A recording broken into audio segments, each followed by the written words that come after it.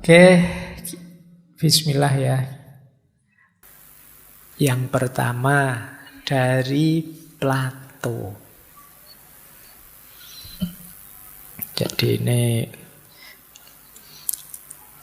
Plato ini kita kenal sebagai filosof idealisme. Ya meskipun nama aslinya sebenarnya bukan Plato. Ya alhamdulillah di Indonesia tidak ada ya pelat O, itu adanya kalau Jogja pelat AB, pelat A gitu. Oh, iya. Nah, Plato punya pandangan bahwa manusia itu kunci hidupnya ya akal dan pengetahuan, tapi bukan akal yang operatif fungsional, istilah beliau namanya ide. Jadi manusia itu lahir membawa ide-ide bawaan. Jadi di kepala kita itu ada sangat banyak ide murni, ide bawaan sejak kita lahir. Jadi kalau saya memahami sesuatu di sekeliling saya, kalau versi Plato itu sebenarnya mengingat-ingat dan mencocokkan dengan ide yang sudah ada di kepala saya. Saya lihat kuda, langsung, oh itu kuda, karena di kepala saya sudah ada ide tentang kuda. Nah, ini pandangannya nanti melandasi aliran namanya idealisme. Jadi pikiran, ide itu jadi kunci hidup. Nah, beliau punya satu cerita yang sifatnya alegoris, kiasan tentang kondisi manusia. Jadi beliau ada cerita alegori gua. Jadi gua bahasa Indonesia ya, bukan gua saya.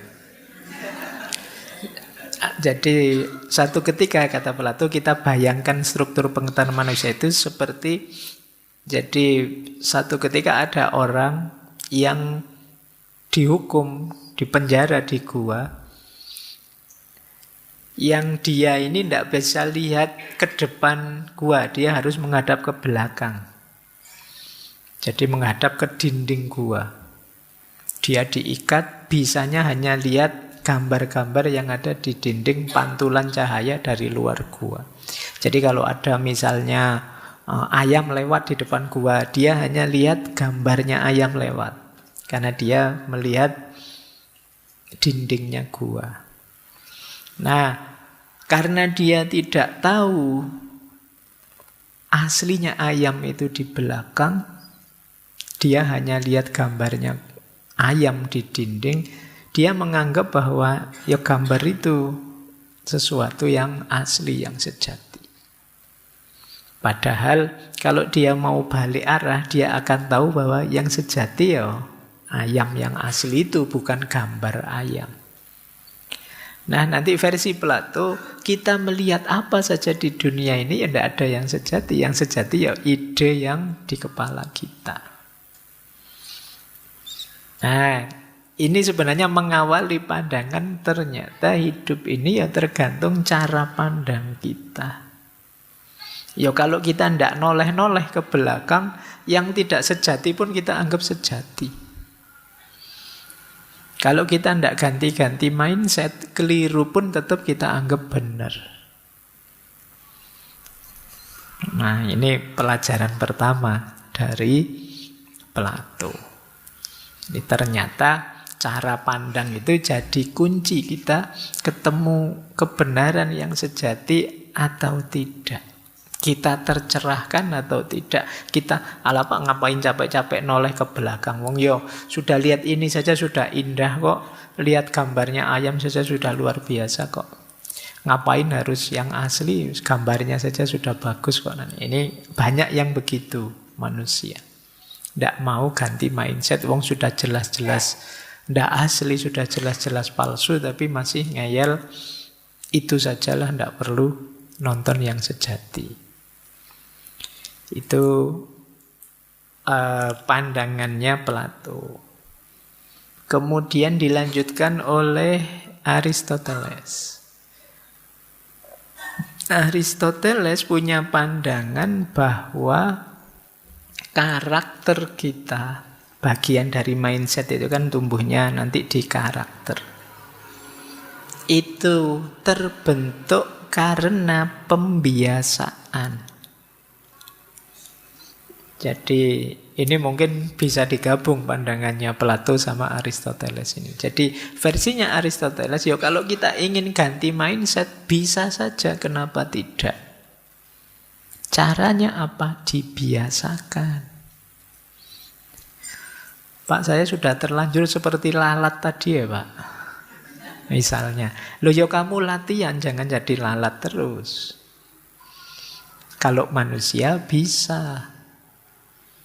Biasakanlah dirimu. Pak, saya itu jadi orang baik itu capek Pak. Misal. Enak kemarin-kemarin jadi agak nakal, agak itu. Loh, ya kalau kamu menyerah dengan dirimu, tidak mau ganti mindset, ya kamu akan seperti itu. Tapi kalau kamu mau membiasakan diri, lama-lama ya kamu akan nyaman.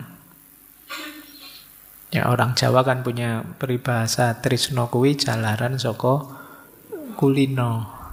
Ditelateni wae suwe-suwe ya seneng. Jadi dikulinokan, dibiasakan, nanti nyaman. Makanya rumusnya Aristoteles ya pembiasaan. Jadi kalau memang ingin ganti mindset, gantilah dan biasakan dirimu. Itu versi filosof awal, Plato dan Aristoteles. Nah, tahap kedua, sekarang kita tengok yang kemarin-kemarin hype, para filosof Stoik. Kita ambil dua ya, Epictetus dan Marcus Aurelius. Kalau versinya Epictetus, yang terjadi, yang penting bukanlah apa yang terjadi pada kita, tapi bagaimana kita menghadapinya. Yang tadi sudah kita singgung sedikit, itu sebenarnya kata-katanya Epictetus. Jadi ternyata kata Epictetus yang lebih penting itu pengendalian diri kita. Kontrol diri kita. Peristiwa luar itu bisa silih berganti, boleh jadi apa saja, tapi kuncinya pengendalian diri kita. Kalau kita bisa mengendalikannya dengan baik, ya kita akan nyaman, bahagia. Kalau tidak, ya sulit kita bisa bahagia. Kalau kita masih terpengaruh oleh banyak hal di luar diri kita akan sulit bahagia.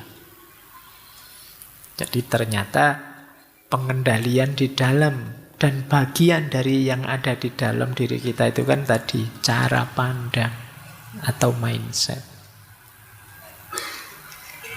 Mirip dengan Marcus Aurelius. Jadi mari kita fokus pada saat ini, hari ini, menjaga pikiran agar terbebas dari kekangan masa lalu dan ketakutan di masa depan, membuang emosi negatif. Disitulah mindset kita akan jernih dan kita mampu hidup bahagia, bertahan di bawah tekanan banyak masalah. Ini Marcus Aurelius. Jadi mindsetnya orang-orang Stoik. Nanti kalian boleh diulang lagi dua tokoh ini. Yang mereka sarankan untuk kita lakukan itu sepenuhnya sebenarnya mengubah mindset kita. Orang menyebutnya mindset Stoik. Nah, jadi cara untuk bahagia dengan cara mengatur, menata mindset kita. Lanjut, filosof kuno sudah, filosof Stoik sudah, masuk ke yang lebih modern. René Descartes dan Immanuel Kant, dua tokoh besar filosof modern. René Descartes kita kenal alirannya ya idealisme juga. Kata beliau, pikiran adalah hakikat keberadaan manusia. Dan kemampuan kita untuk berpikir dan menalar mendefinisikan kita serta mempengaruhi cara kita mengalami dunia.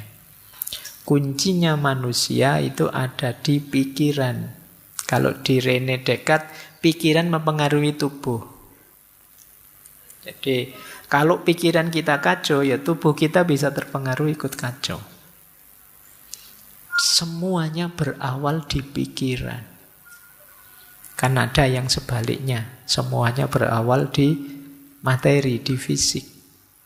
Kalau fisiknya sakit, ya pikirannya kacau, Pak. Tapi kalau diri ini kan tidak, lebih banyak pikiran yang mempengaruhi tubuh. Ada orang yang fisiknya sakit, tapi pikirannya longgar saja, nyaman saja, senang saja. Tapi biasanya kalau orang pikirannya kacau, pikiranmu tidak karu-karuan, stres, depresi, tubuhmu terpengaruh. Kamu jadi males mau ngapa-ngapain. Pikiranmu adalah pikiran tipe males misalnya. Loh kan efeknya ke tubuhmu. Kamu tiap hari rebahan, disuruh apa-apa tidak mau. Rencana saya banyak, Pak. Yo hanya rencana. Tidak ada yang jalan satupun. Jadi kemarin libur 2 bulan ngapain aja? Yo, saya sebenarnya ingin ini, ingin itu, Pak. Yo akeh tunggale. Kalau cuma sebenarnya ingin ini, ingin itu. Bila kamu sudah melakukan apa? Nah ini makanya kalau diri ini dekat pikiran itu nanti yang mengontrol fisik. Dialah yang menyuruh jasad kita untuk melakukan ini itu. Ya berarti memang mindset itu menggerakkan kita. Ditegaskan lagi oleh Immanuel Kant, ya, pengalaman kita dari luar itu nanti akan diserap oleh pikiran kita. Jadi tadi loh, kita ngalami ini, pikiran kita nanti yang membahasakan. Ini besar, ini kecil, ini enak, ini tidak enak, ini kualitasnya, ini kuantitasnya. Itu kan pikiran semua yang mengkategorikan. Kalian duduk saja sejer, pikiran yang ngatur. Ini lurus, itu belok, itu pikiran yang membahasakan. Jadi pikiran akan menjadi penyaring pengalaman. Dialah yang membahasakan pengalaman. Maka kalau pikirannya ngaco, ya pengalaman sebaik apapun akan dikacaukan oleh pikiran. Jadi ya seperti sering saya contohkan, kalau pikirannya ngeres, mau lihat apa saja ngeres. Pikirannya buram, lihat apa saja buram. Jadi pikiran itu mirip kacamata kalau untuk hal yang fisik. Kalau kacamatanya merah, ya kalian lihat tembok yang kuning itu jadi merah. Kalau kacamatamu hijau, lihat tembok yang warnanya putih jadi hijau. Yang warnanya biru jadi hijau tambah biru jadi apa? Hijau tambah biru kok pink nih.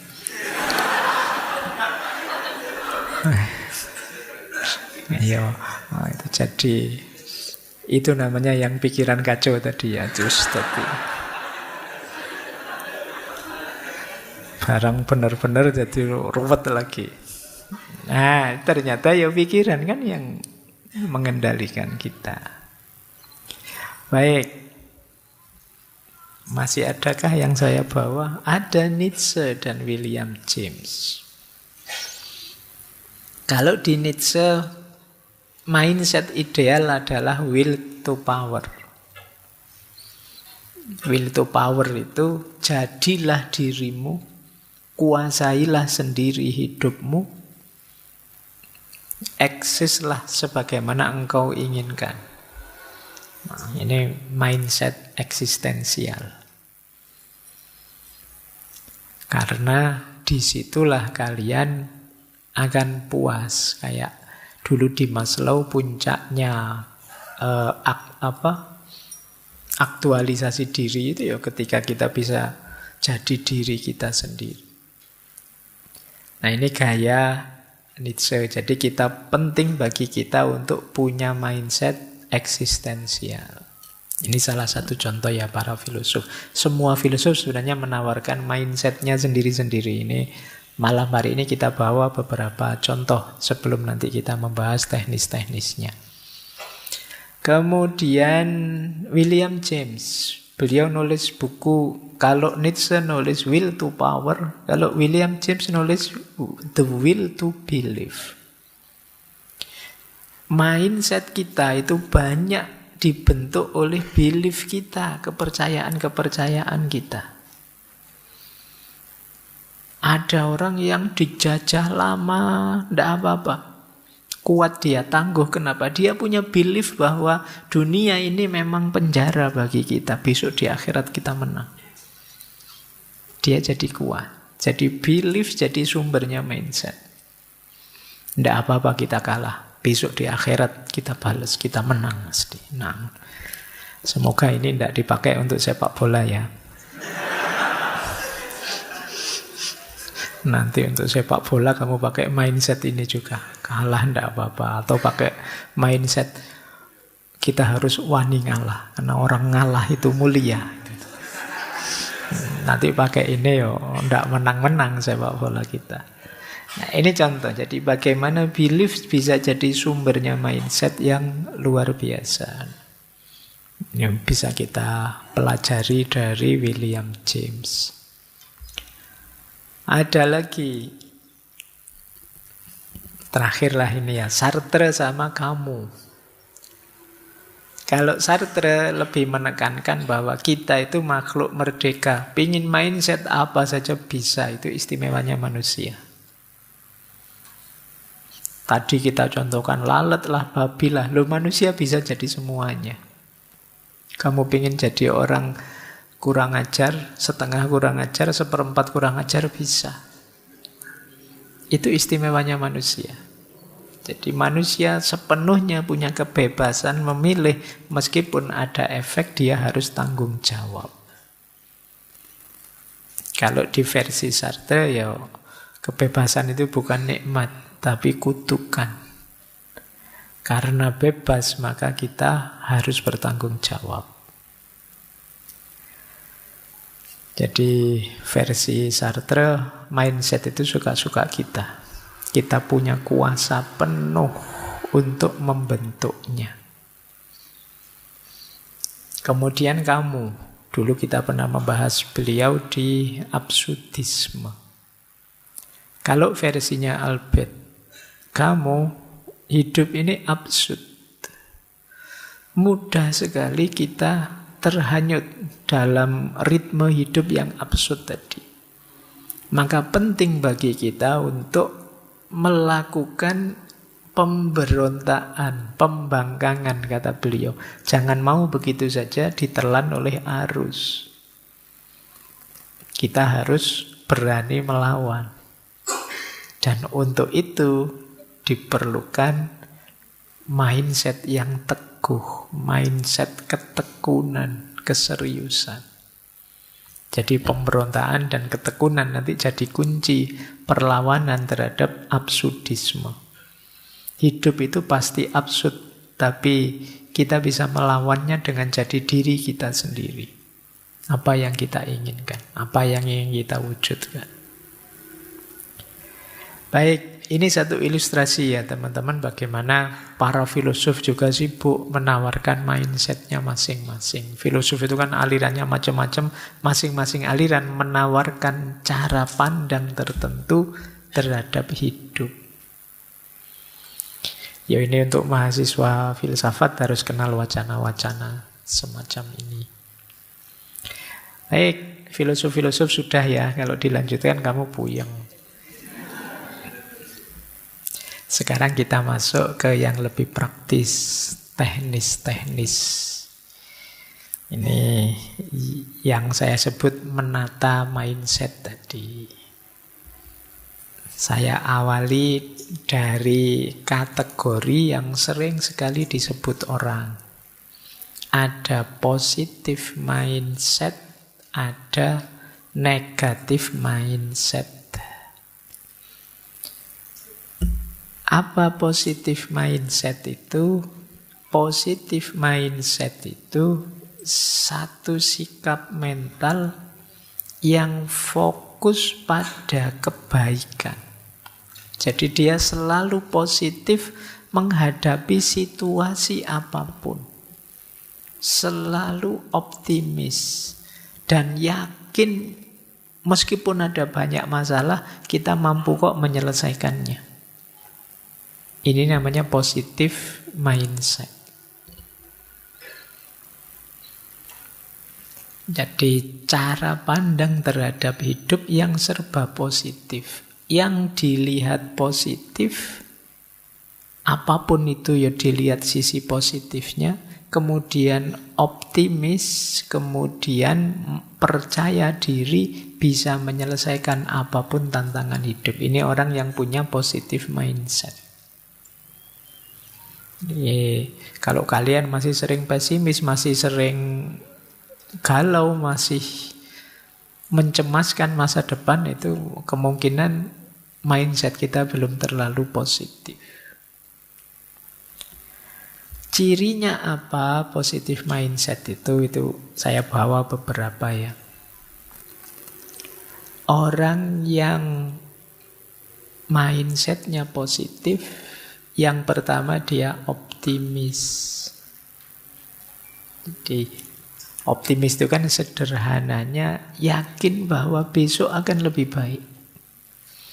Iya sih sekarang ada masalah, tapi pasti besok akan membaik masalah ini. Jadi optimis itu bukan berarti lari dari masalah, tapi yakin bahwa masalah ini akan terselesaikan. Wong manusia itu canggih. Coba ya kalian renungi hidupmu. Kalian pasti kan sering takut ini, takut itu. Mau kuliah takut, iso ndak yo aku nanti kuliah.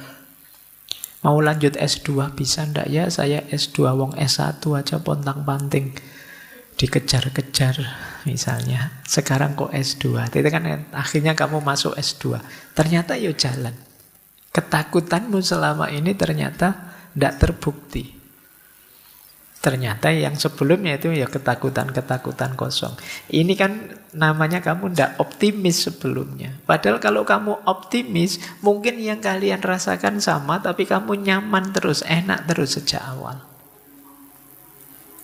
Jadi ya optimis tidak jaminan kemudian semuanya beres, tapi dengan punya mindset yang optimis, hidupmu lebih gembira, lebih ceria.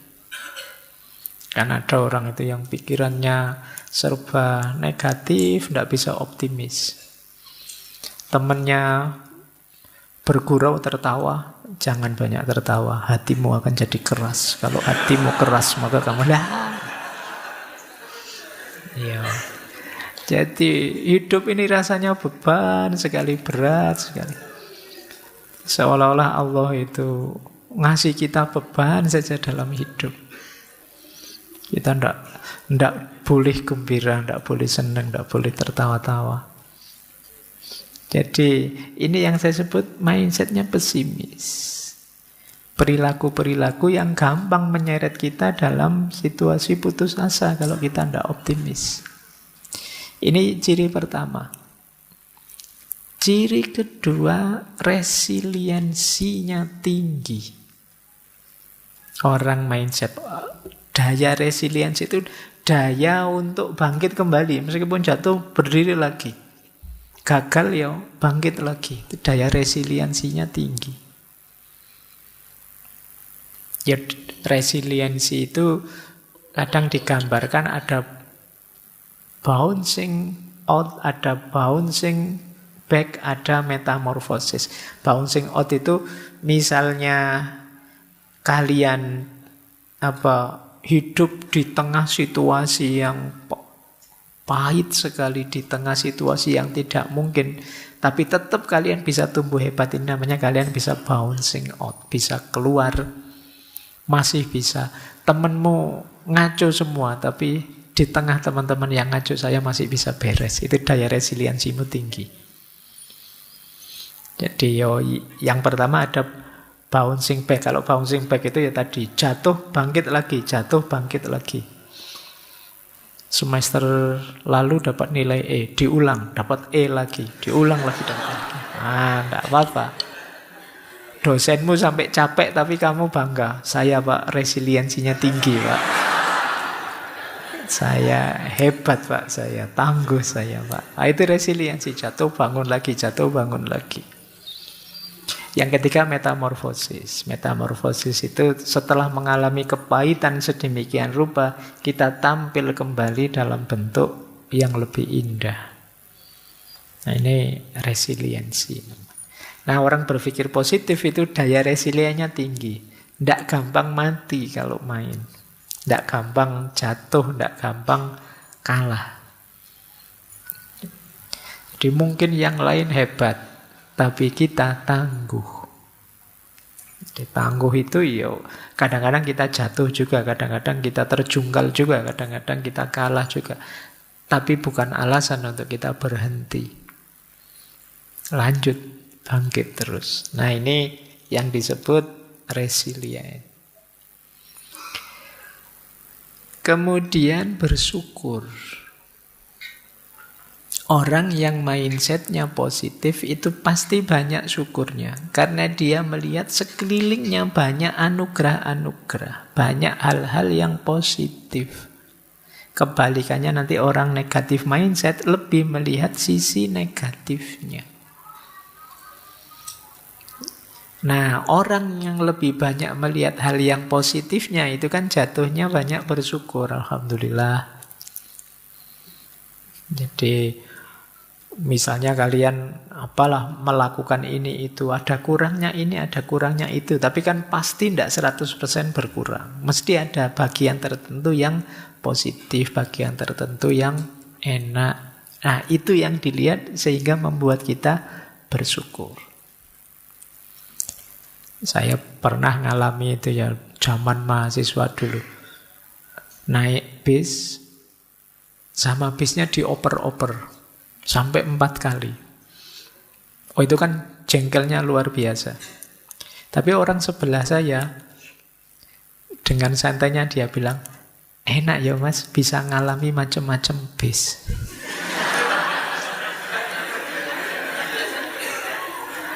Yang lain bayar sekali dapat 1 bis. Kita bayar sekali dapat 4 bis loh. Oh, itu kan... Yang lain mesuh-mesuh, dia alhamdulillah bisa dapat 4. Nah, jadi dari pengalaman sepahit itu masih bisa bersyukur. Ini positive mindset. Jadi ya kan kalau dalam agama rumusnya siapa banyak bersyukur akan ditambah terus. Kita sering begitu, seperti saya bilang tadi ya, kita sering lebih mengambil sudut pahitnya. Padahal bisa kok dimaknai positif. Peristiwa tadi misalnya kayak naik bis tadi, kan sesuatu yang kita tidak bisa mengelakkan itu. Ya terpaksa kita terima, wong kita inferior di hadapan kernet dan supirnya. Nah, mau tidak mau kan kita terima. Bedanya yang negatif mindset, dia dengan kegalauan dan kemarahan yang luar biasa. Tapi yang positif mindset dia gembira dan bersyukur. Momennya sama. Itu bedanya orang positif dan negatif. Ayolah kalau kalian bisa latihan seperti ini, kalian akan lebih bahagia. Ya memang ada masalah. Siapa sih yang orang hidupnya tidak ada masalah? Semuanya ada masalah. Kalian boleh tunjuk siapapun orangnya, manusianya, pasti ada masalah. Tapi ada orang yang membahasakan masalah itu sebagai kekalahan dirinya, ada yang membahasakan masalah itu sebagai tantangan untuk ditaklukkan.